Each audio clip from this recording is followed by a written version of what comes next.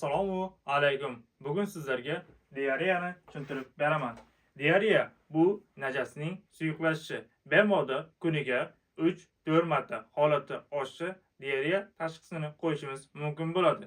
Diareyaning asosiy sabablarini ko'rib o'tamiz. Asosiy sabablar. Birinchisi bu virus. Rota virusi. Rota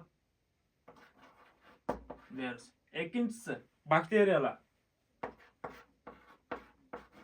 Bakteriyalarga bular salmonella, shigellani ko'rishimiz mumkin bo'ladi. Uchinchi holatda bular masalan ovqatdan zaharlanish yoki stress holatlar. Uchinchisi ovqatdan zaharlanish, to'rtinchisi stress holatlarda yuzaga kelishi mumkin. Endi jarayon qanday ketadi?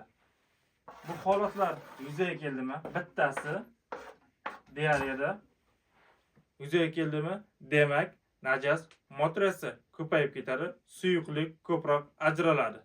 Va buning evaziga organizmda qanday belgilar yuzaga keladi? Buni ham ko'rib o'tamiz.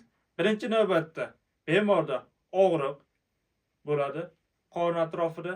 Ikkinchi holatda ichak buralishi. Bemor tortadi o'ziga.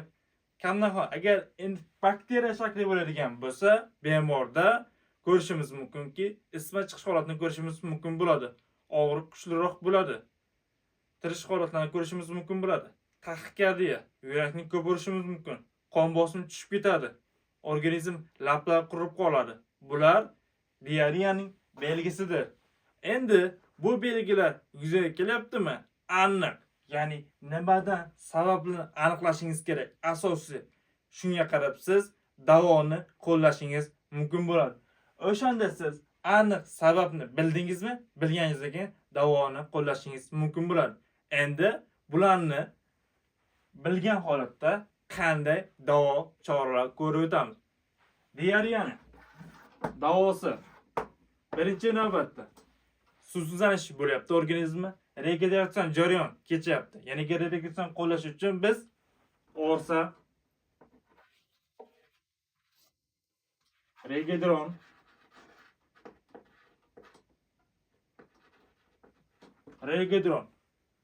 paketchaligi bor. Hozirgi kunda aptekalarda ko'rishimiz mumkinki, tayyor shakllar chiqqan. Bularni 250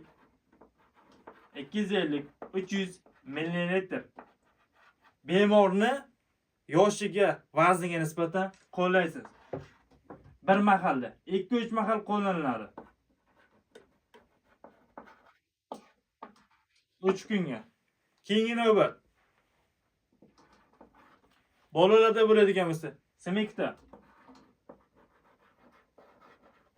semekta yoki enterol. Juda ham yaxshi poрошокlar. Effekti ham yaxshi. Faqat yana siz uning sababiga qarab qo'llashingiz kerak. Bular infeksiya shaklida qo'llaniladi. Bitta paketchani siz bitta paketni bir paketdan 3 mahal qo'llashingiz mumkin.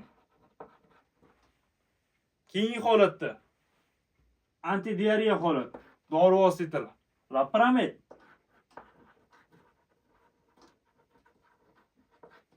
Loperamid tabletgan bir mahaldan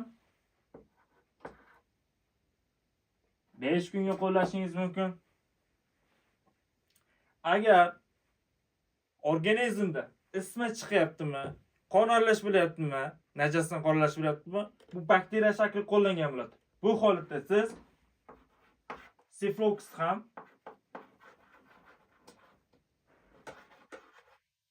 Ceflox tabletkadan qo'llashingiz mumkin.